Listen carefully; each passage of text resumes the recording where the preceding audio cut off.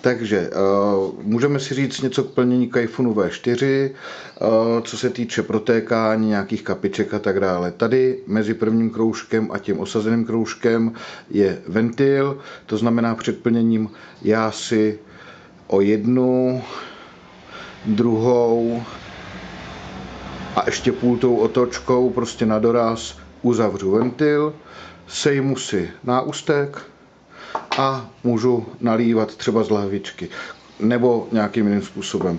Pokud se to někomu nehodí, nemusím ten náustek snímat jenom náustek, můžu to rozebrat v této věci a prostě likvid pouze naliji dovnitř. Skoro jsem to přel, vejdou se tam 4 ml zhruba, utáhnu, povolím si dole ventil, dotažením doprava a můžu vapovat. Jsem připraven k vapování, ani kapka neprotekla, to je všechno.